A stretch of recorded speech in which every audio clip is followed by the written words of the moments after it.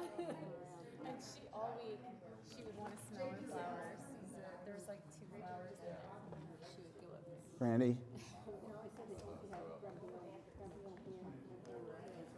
Randy? Do you want to wait, see if anybody else comes, or you want to go ahead and start? You want to go ahead and start? Okay, we've got quorum. Okay, good. Yep. Okay, I'm going to call the meeting to order. Please welcome everyone to the regularly scheduled meeting of the Oklahoma City Arts Council for February 20th, 2023. We now have quorum, and we will begin the regularly scheduled meeting of the Oklahoma City Arts Commission. Before the commission votes on each item, I will ask staff to provide details of each case. I will ask if the applicant has anything to add, and I will ask if any members of the public wish to speak. If you wish to address the Arts Commission, you will be recognized. Please go to the central podium, state your name and address for the record, and begin your comments. Please limit your comments to no more than 3 minutes. And before I move on to the next item, I would like to welcome Salvador Ontiveros to the Horseshoe, and he comes to us by way of Oklahoma Contemporary.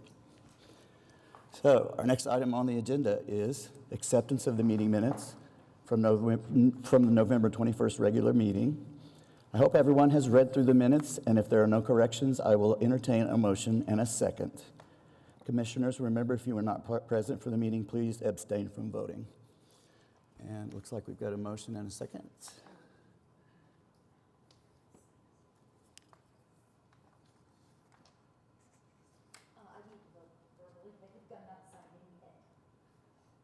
Okay, can she vote verbally?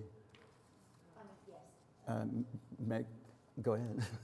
Are you voting yay? I vote yes. Okay. Okay. So. No, I just haven't gotten there yet.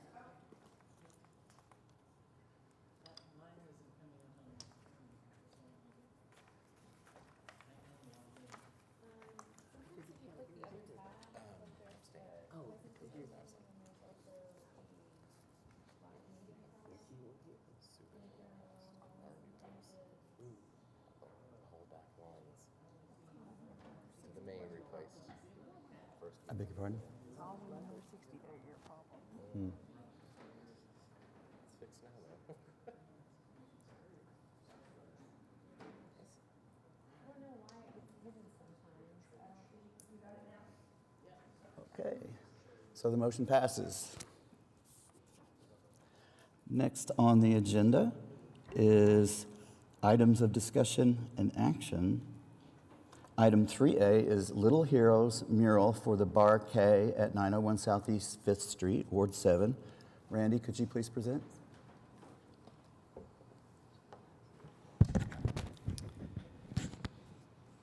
And I'm Randy Marks, Program Planner for Arts and Cultural Affairs. Again, welcome, Salvador. It's good to have you on the commission, and we're looking forward to working with you. And another word just before I get started.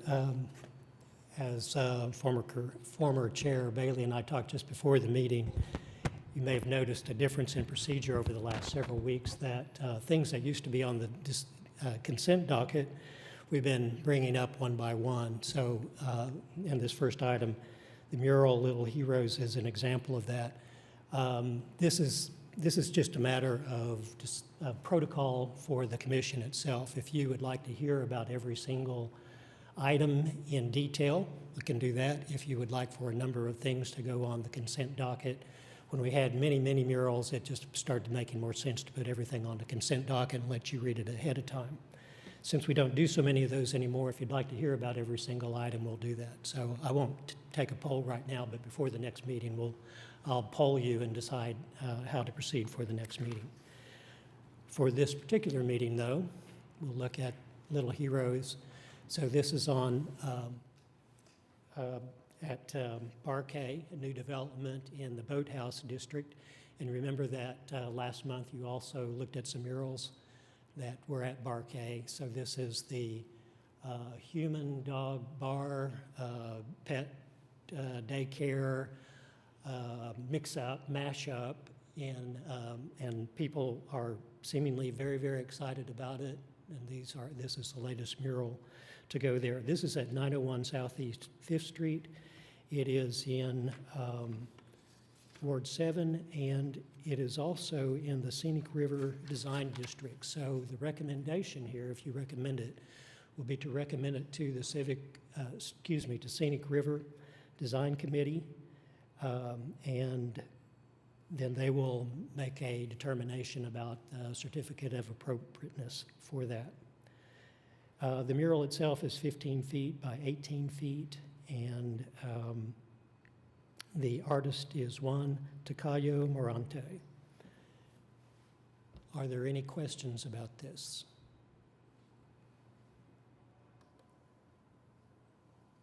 Do we have a motion?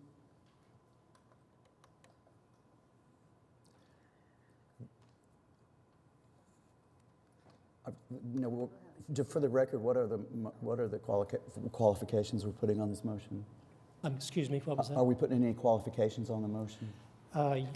You can, if you want to have. So the recommendation from staff is that it be recommended to the Scenic River Design Committee. We don't have any other recommendation other than recommend approval. Thank you. Okay. Oh,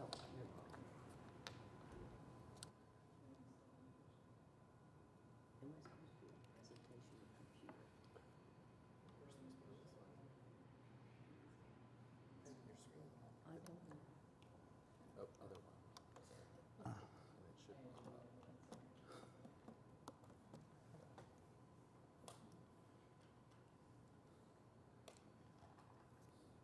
This is a technically problematic day.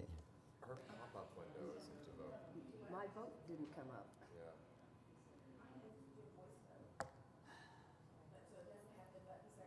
No. The screen didn't come up. It shows the motion and the move and second, but the vote panel's not here. Can we take okay, just, Aye. okay, great.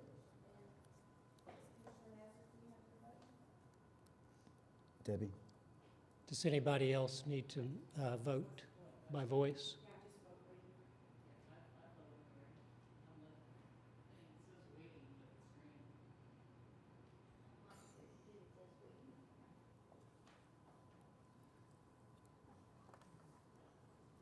Okay, motion passes. It did, didn't it? Okay. All right, let's move on to 3B. Communion sculptural installation on the Oklahoma River Greenway Trail, Ward 7. Randy?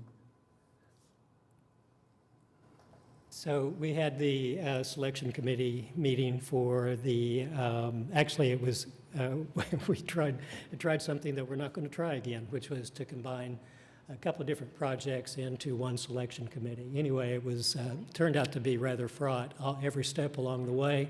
So far from saving us time and money, it had exactly the opposite effect, kind of like PrimeGov is behaving today, actually. But anyway, the selection committee was very happy to be able to make the selection for the Oklahoma River Greenway Trail. The Oklahoma River Greenway Trail connects the Oklahoma Trail that parallels the Oklahoma River and ends basically at the Boathouse District to the Katy Trail, which starts at Northeast 4th Street, roughly at MLK. And the Greenway Trail indicates that the natural vegetation is supposed to be left as much as possible, and the intent is eventually for it to be a very shady trail. Shady from trees that will be planted. So the rather amorphous blob that you see on this map is the approximate location for the piece that will be created by Don Narcomi, the piece called Communion. And so the trail kind of winds around the Boathouse District and around some waterways and the highway and so on, loops up to the north along Interstate 35 and 40, and then comes back down to close to the river and then shoots over along the river past the First Americans Museum on the other side of the river. So this location went out actually and scouted it with Don. It's really a pretty location. I think we have You can't tell it quite so much here, but you can see the large trees on the left. And the Peace Communion, this is one of three pieces, one of three sculptures that will be part of the sculptural installation, will go on in this area that has a rise, and you can just see the mound of the First Americans Museum rising kind of above the horizon line there. It kind of serves in some sense as those people that are traveling on the trail going from west to east. It kind of serves as a gateway to the view of the First Americans Museum across the river. Also, go back to this other image. We don't know the exact location yet, but approximately where you see the large area of bare soil immediately to the east of, north and east of First Americans, there's going to be a pedestrian walkway across the river at that point. So you'll be able to connect Ocana Resort and First Americans over to the Oklahoma River Greenway Trail. There'll be art associated with that too. So it'll be, so this milieu that is being created here will have multiple points of interest for the trail. The artist is here today and can answer questions if you have any questions for him. The work itself consists of 3 2.5 feet tall concrete bases. It'll be decorative concrete, and then with 9.5 foot tall wood sculptures rising out of those bases. And I think the plan is for two of them to go on one side and one on the other. Is that correct? Okay. And as usual, the artist has submitted a VERA waiver already. This is also in the Scenic River Design District, and so they will be reviewing it also. And this will require a building permit from Development Services. So staff recommends that it be approved and recommended to the Scenic River Design Commission and also to Development Services for a building permit. And I'll be happy to answer any questions. I have a question. I am familiar with much of the artist's work, and I've admired it. I'm wondering, because it is made of wood, does it have a special treatment or that the wood has undergone to prolong its longevity, or does it have a fixed life? Would you like to come up and answer that, or do you want me to answer it for you? Be my guest. I can clarify, you can clarify. Okay, I'll take a stab at it, and then if Don needs to correct me, we'll ask him to come on up.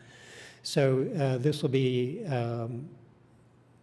constructed of wood that already has stood the test of time. It's weathered wood, either cedar or bodark or both, and each of them or either of them will have lifetimes that it's numbered in the decades. In addition to that, Don, am I correct in saying that they will be treated also? Are you going to have a sealant on them? I'll have sealant on also. To add to the lifespan. Thank And you. they can be, typically in this type of situation, well, in every case, actually in the agreement, there's a maintenance plan, and that is required, and the maintenance plan is given to Parks, and Parks, as the owner of the trail and manager of the trail, will be responsible for following the maintenance procedures as recommended by the artist. Any more comments from the commissioners? Comments from the public? Okay, everybody vote. Why is my, no, it's not coming up. Oh, okay. Just leave it there and watch it on screen. Yes, sir. What'd you do? Hit that? Live meeting is where the vote comes up.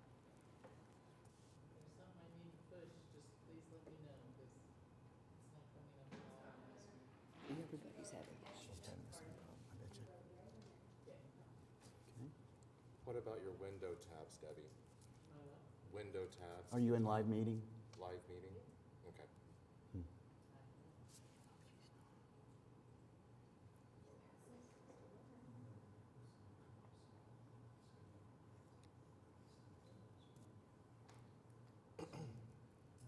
Oh, well, the vote's passed. So we can move on to the item 3C, Uptown 23rd Curatorial Plan. And we'll ask Randy to present again.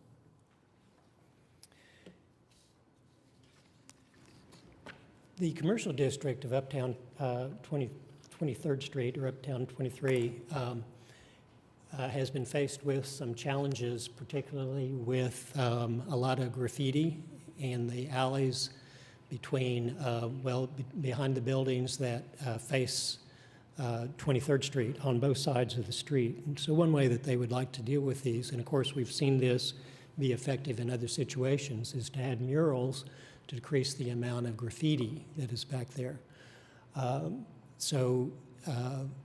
Graffiti abatement is expensive. It costs a lot to, and it's bad for the brick to have to remove that continually.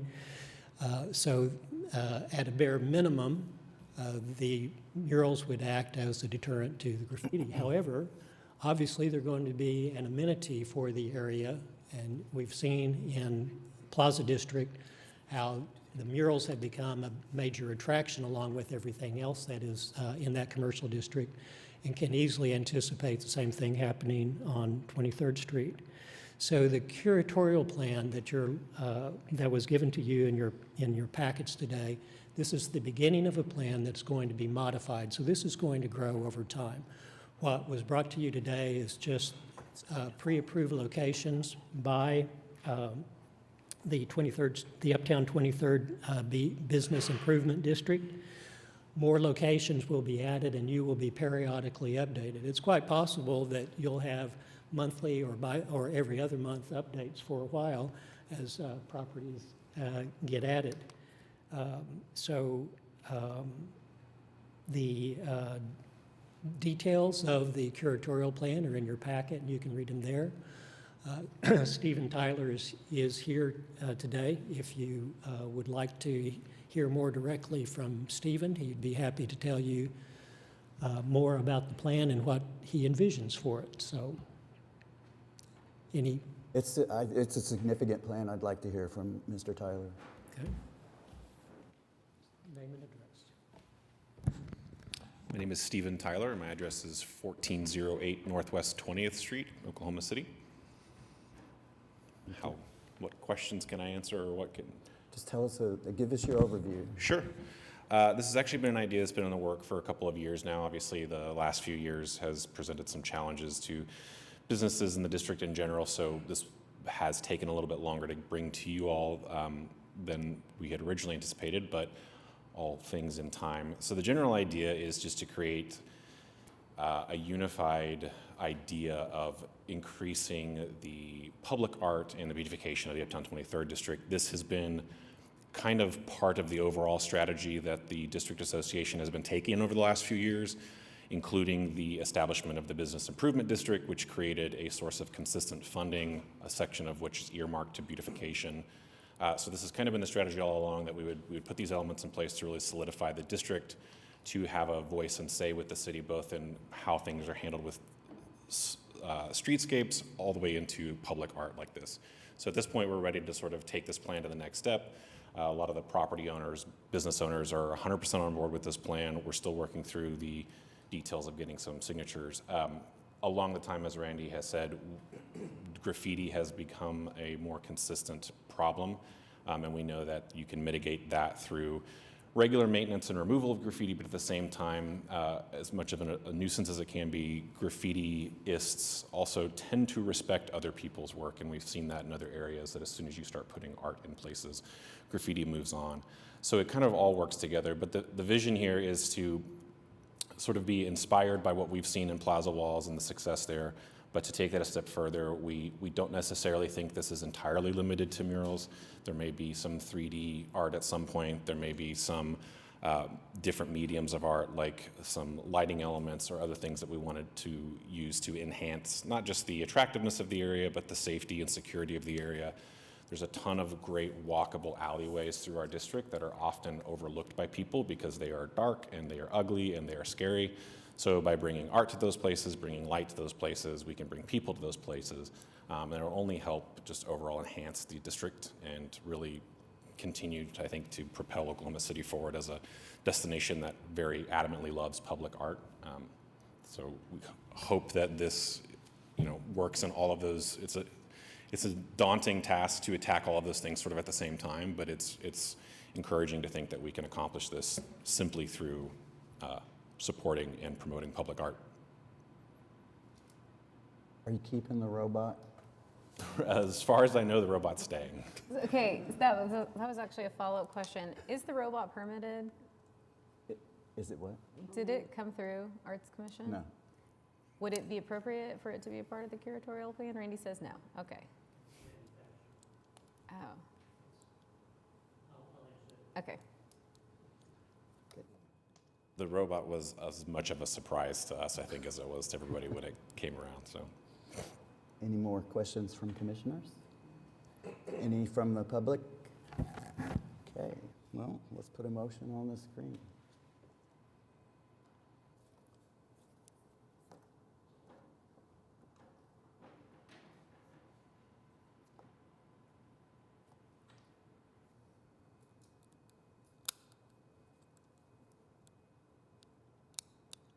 Okay, looks like it's passed. Very good.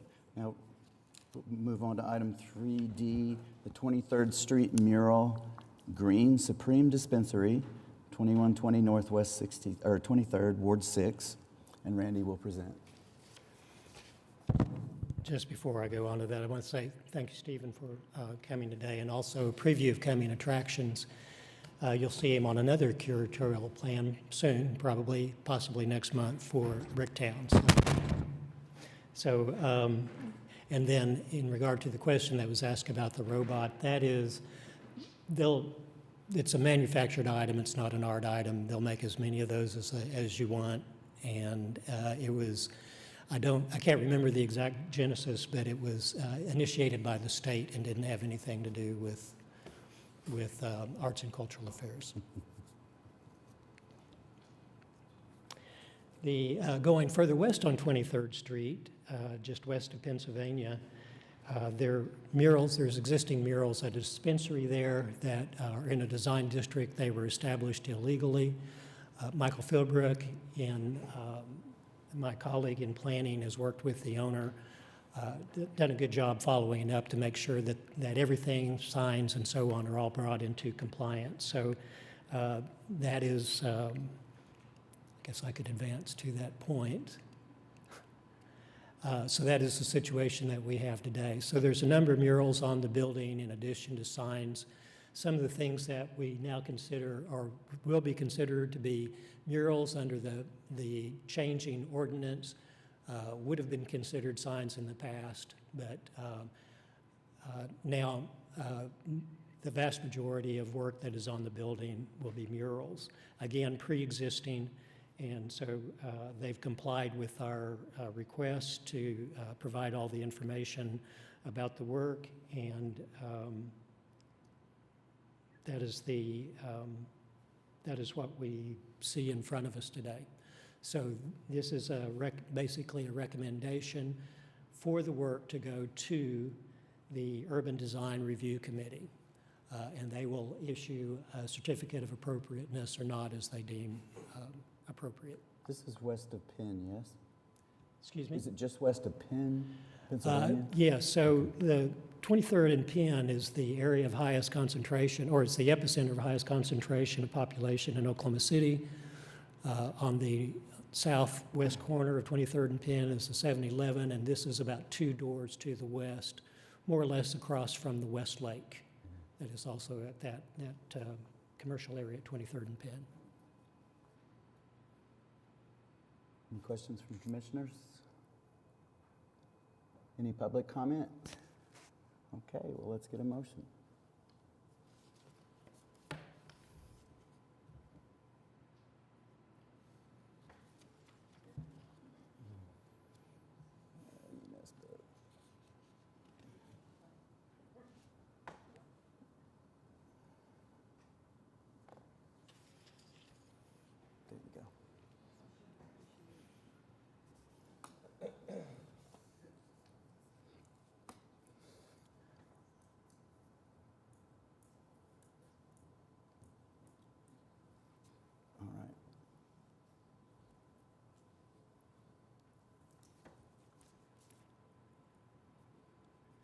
need that music from Jeopardy. Yeah, that's right. Maybe we can get that before the next meeting. Is it- So Salvador, I'd like to say it isn't always this way, but oftentimes it is. There's glitches, there's new glitches in PrimeGov that are getting worked out. It's like So this every single meeting. onward and upward from here, though. But the motion has passed. Now, we're going on to something even more exciting. Resolution, item 3E, resolution congratulating Mayor David Holt for the Americans for the Arts Local Arts Leadership Award. And this is a big deal, and Randy will present. So it seems like every time our mayor leaves Oklahoma City, he comes back with another award in hand. January was absolutely no exception when he went to the National Mayors Conference, and he came back with Local Leadership in the Award, which is a joint award since 1997 between Americans for the Arts and the U.S. Conference of Mayors. Do I have that right? So Commissioner Hill was there with him, and I didn't see the acceptance, but he gave a lot of credit to the art community, to Arts and Cultural Affairs, and to Robbie for the state of the arts in Oklahoma City. So very generous and very accurate to recognize the work that you guys and Robbie have done in creating the art scene in Oklahoma City. And of course, Mayor Holt was a member of this commission for about 4 years, way back when. So he served the state, the city, his community in a lot of different ways, and always in a very distinguished manner. So we're happy to have this resolution about him today. And of course, at council this last week, Allied Arts, it was at the proclamation of Allied Arts Month, the mayor was recognized about this award at that time too. And as a longtime board member of Allied Arts, it was very fitting that he be recognized at that time. We would like for somebody to read the resolution. Would one of the commissioners like to volunteer for that? Or Robin can read it. But if one of the Read it? I'll commissioners. read it. Oh, you want to read it? Yeah, please do. Okay, Terry's going to read it. okay, great.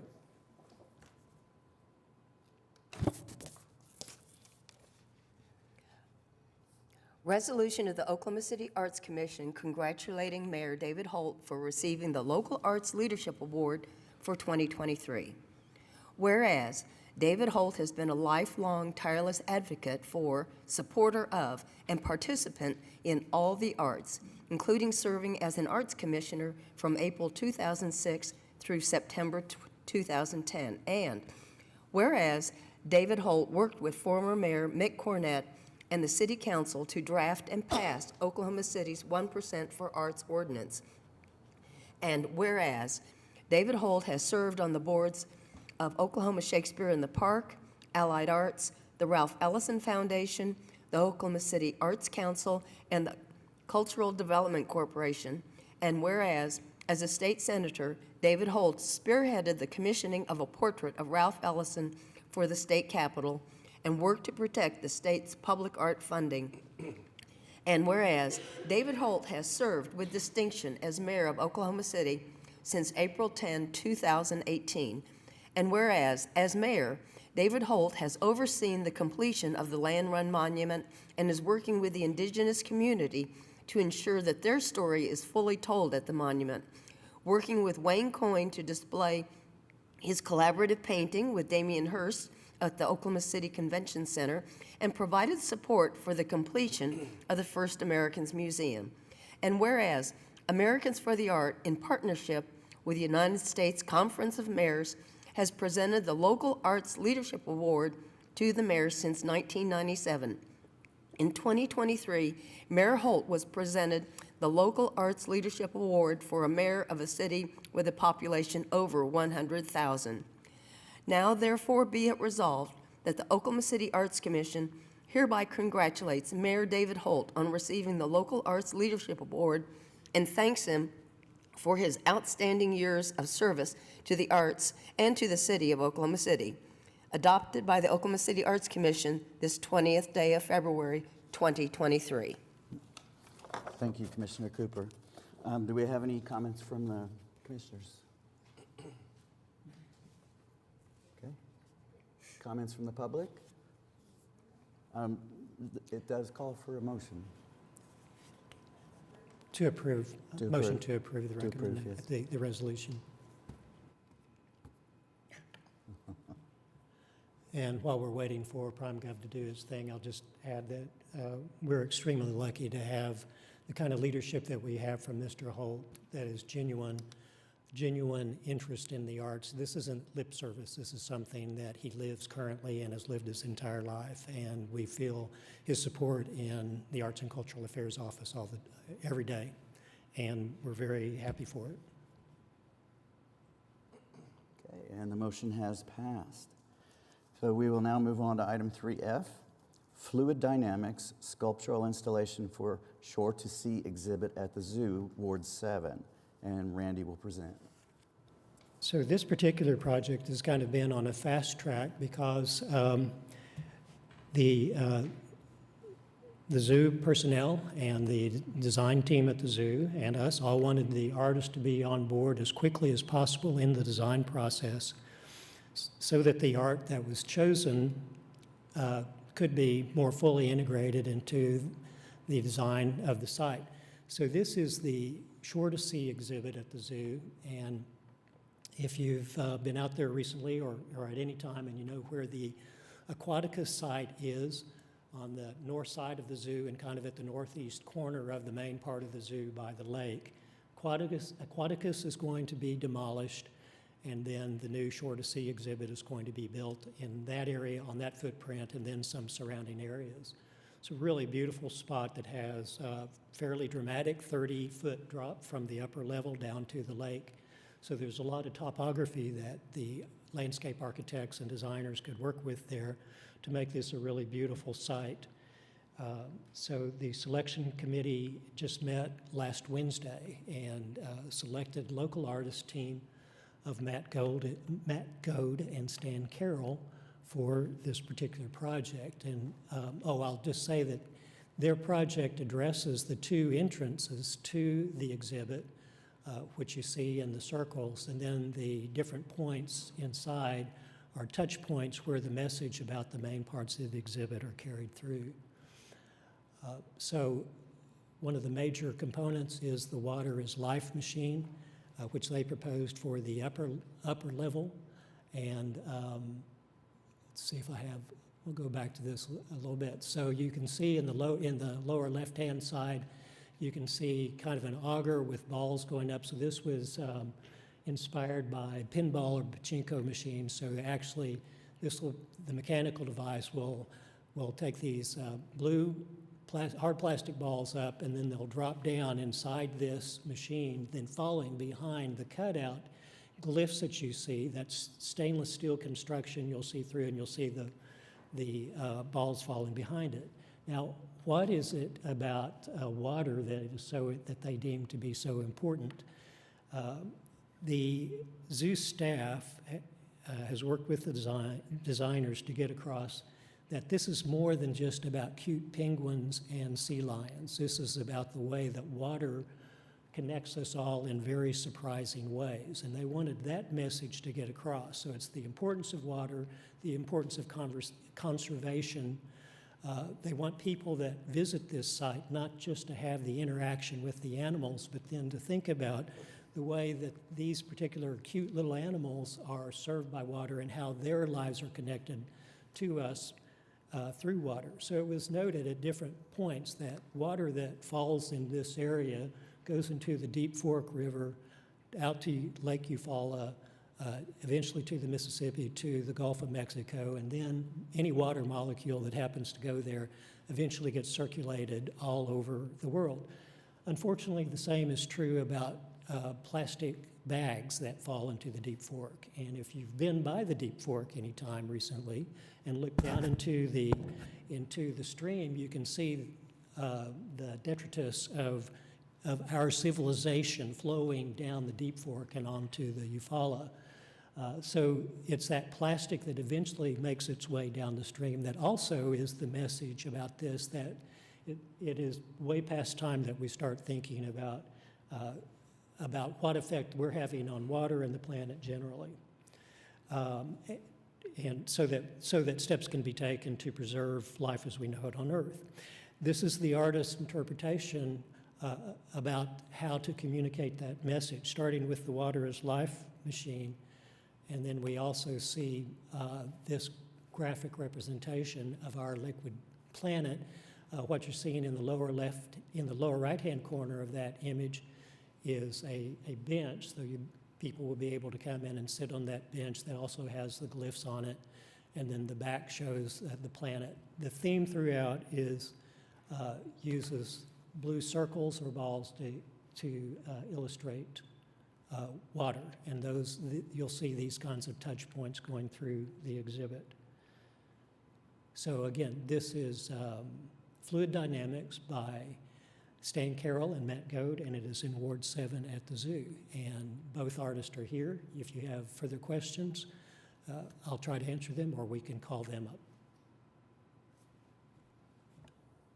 Any questions from commissioners?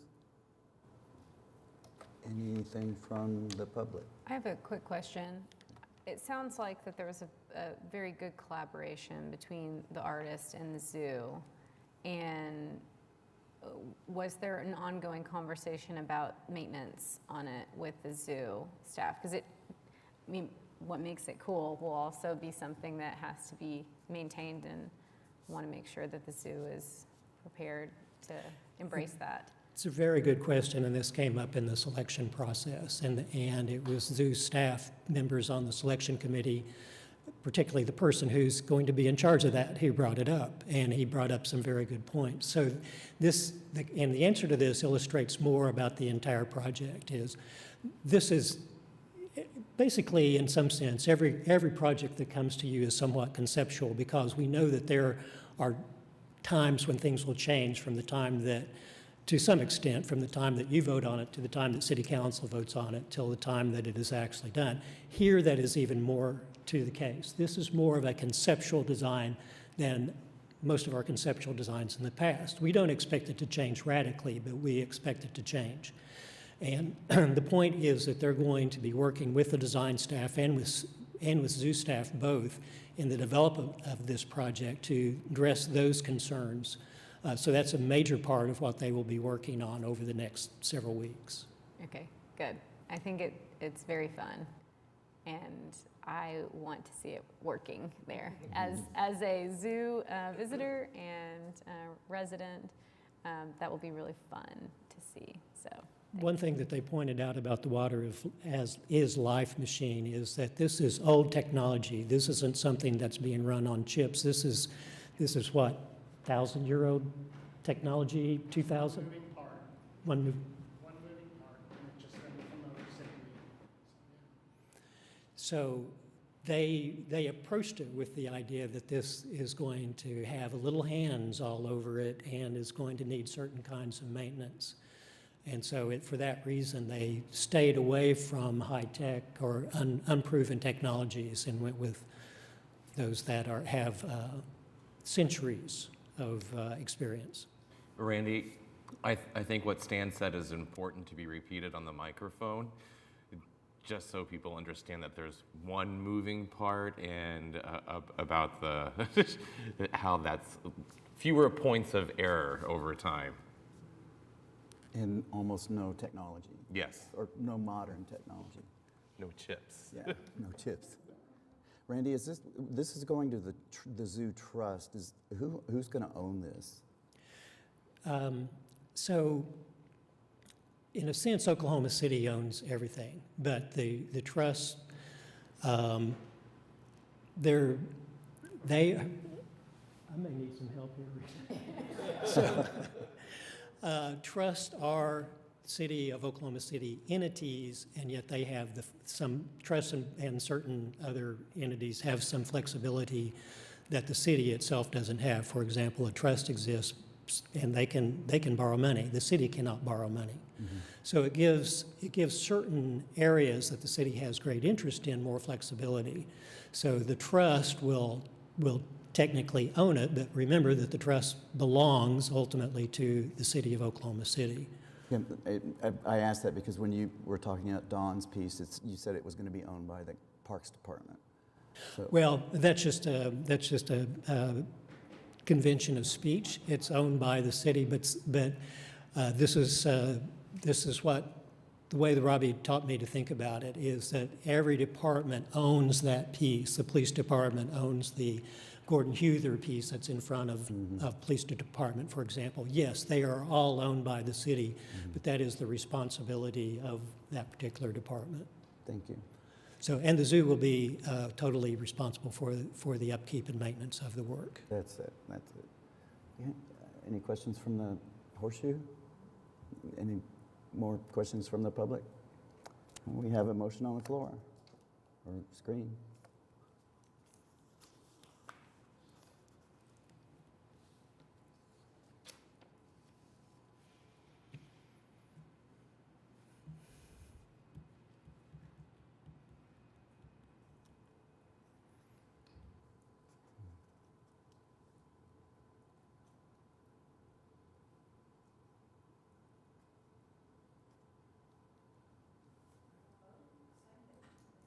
I see green yays. Does it show it's passed? Yeah, I can. I voted. Sometimes I think we're in like a Parks and Rec episode. We don't know. It's just like, where's the camera? Where is the camera? Do you want to do? Should we do a voice vote then? Do we assume that it's all, or do we need to do voice vote, or do we assume that it's all? You can do that, you can make an announcement that Okay. So the assumption is that you voted yes unless you speak up and say no now. Okay. It's unanimous that it passes, and we can move on to the next item. Staff report. This should be fun.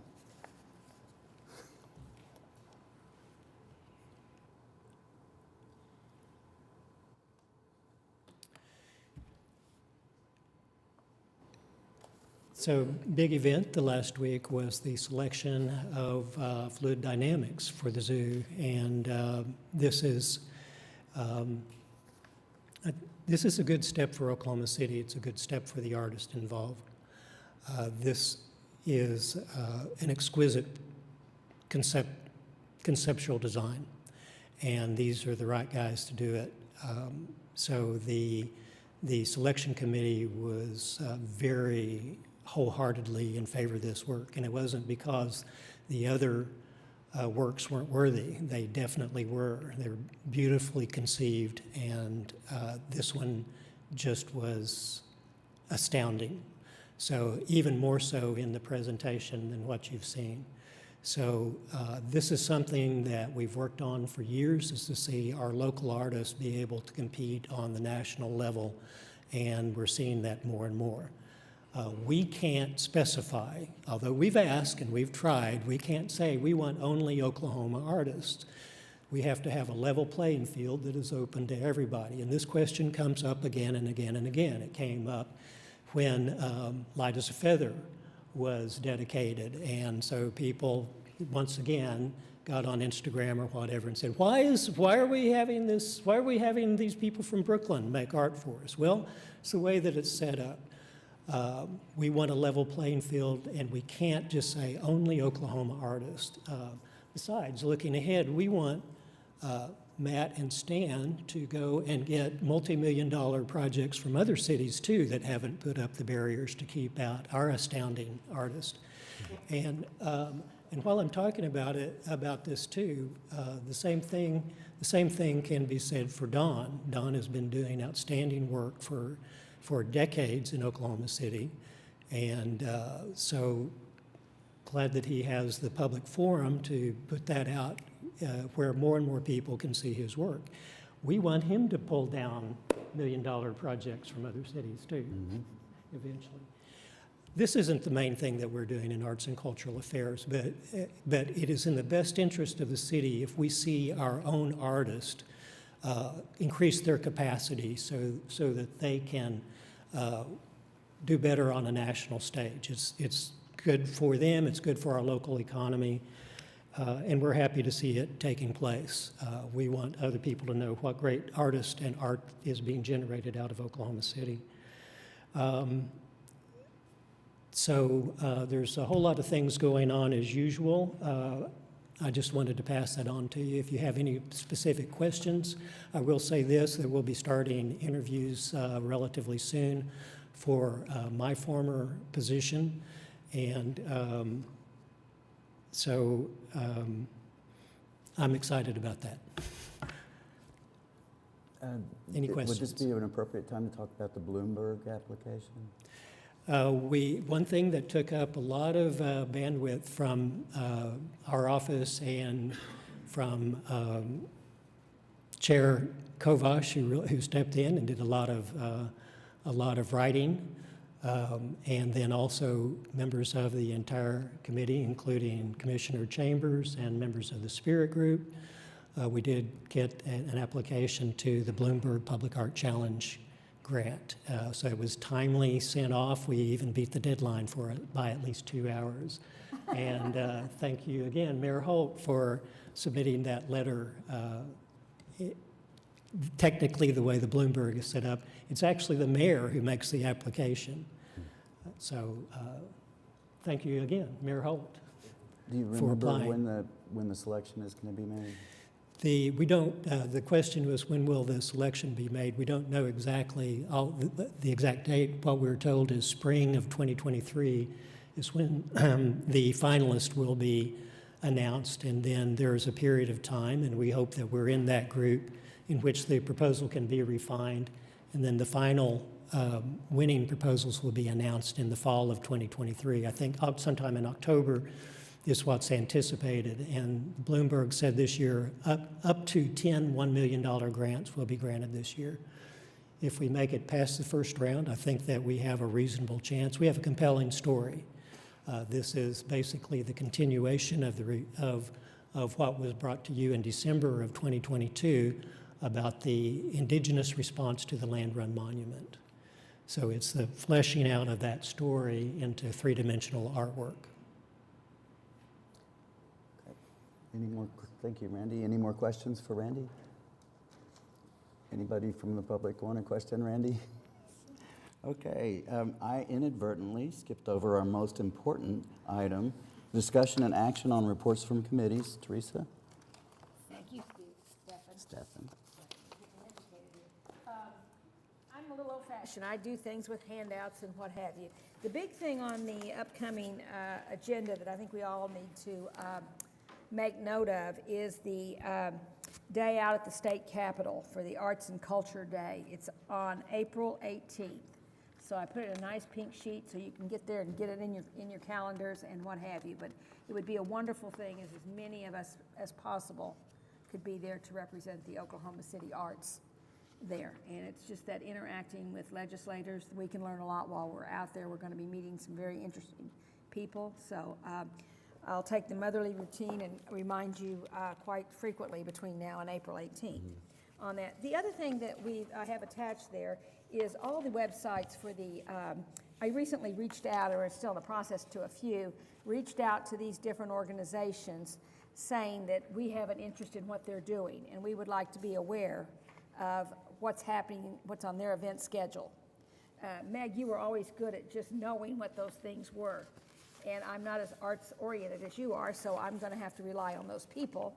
And I put the contacts here because if you have a special interest of one of those, you know how to reach them, or you could just Google it and say, hey, find it there. But I think we need to reach out and just show our interest in their activities, and I know they will all reciprocate accordingly. So I think I'm just trying to, I guess, take the role of cheerleader in this particular aspect there.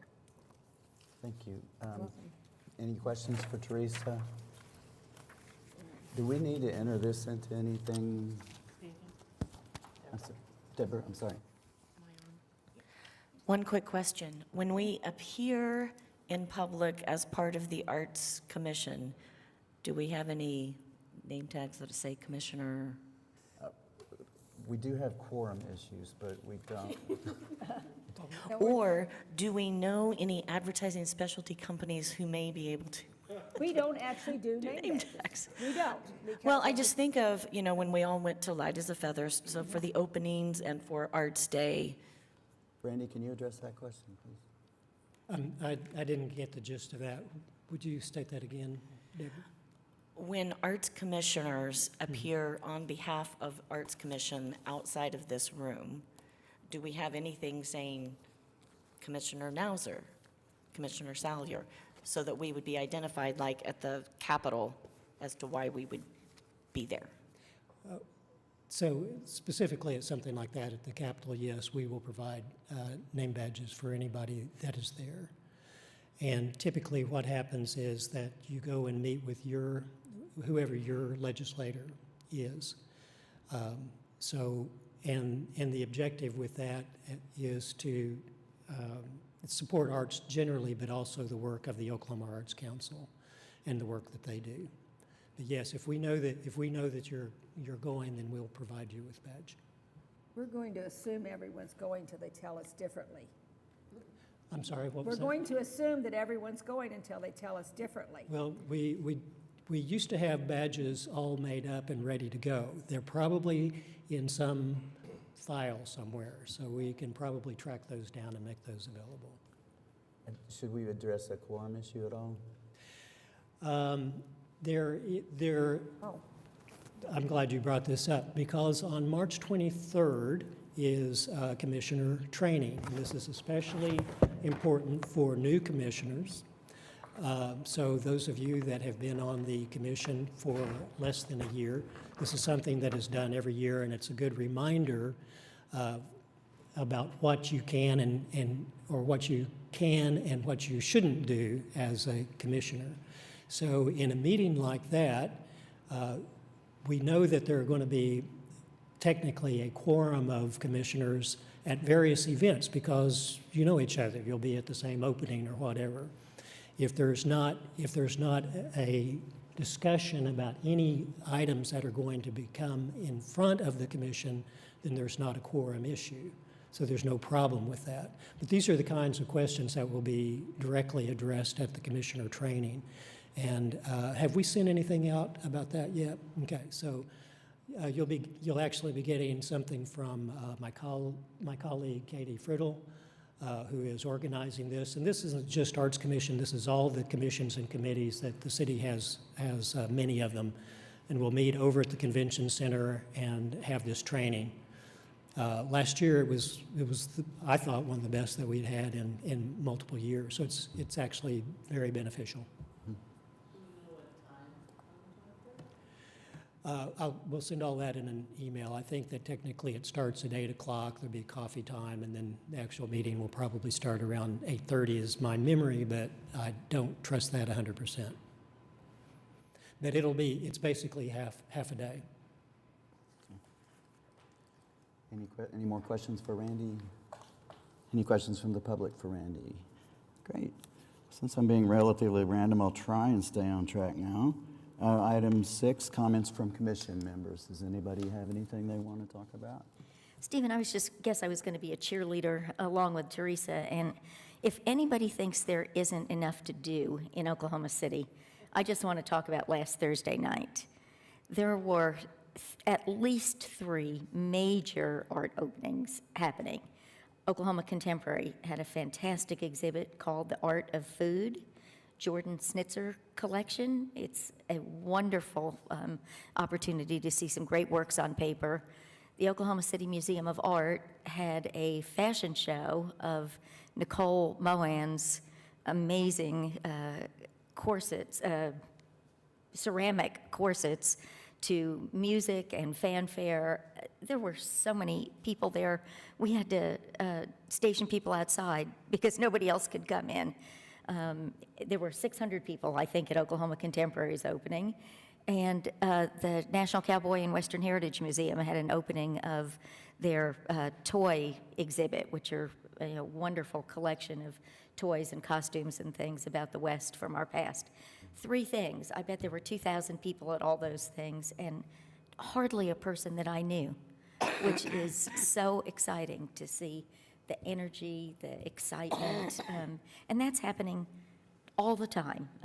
New opening at the Oklahoma City Museum of Art, William H. Johnson, Fighters for Freedom, that is just a beautiful piece. I just read a post on Facebook that said they think it's the best exhibit that the museum has ever done. The museum partnered with New View and has a tactile component of it. All of the markers can be read, and there are also actually some pieces of art that can be seen by touch. It's really a great collaboration. And Brian, what's the second?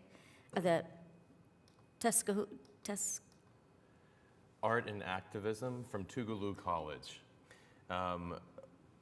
The collection at Tougaloo is the first modern art collection in the state of Mississippi. And it has this incredibly varied history where a committee in New York helped form that collection, helped form a collection of modern art that was happening in the New York area and also in Europe. And it really focused on full integration in a place that was at the time known for the Jim Crow South. It's a spectacular exhibition, each in their own rights. And as pairs, it's really a tremendous exhibit. So there just is so much happening on the art scene in Oklahoma City, and I want to encourage everybody to use Teresa's list or explore around and find what you're interested in and go support them, because every institution needs our help. Right. Teresa. Also in the line of being a cheerleader, the Oklahoma City Philharmonic Pops concert is this coming weekend, so there's time to purchase a ticket. It will be featuring Oklahoma's own Broadway star, Kelly O'Hara, who will performance on Friday and on Saturday night. So it should be an outstanding program. So if you don't have tickets, go get one. Okay, thank you. Anybody else? Okay. Item number 7, public comments. Are any members of the public who wish to address the commission at this point? Okay, seeing nothing. I guess it's time to adjourn. All in favor? Don't forget to log out.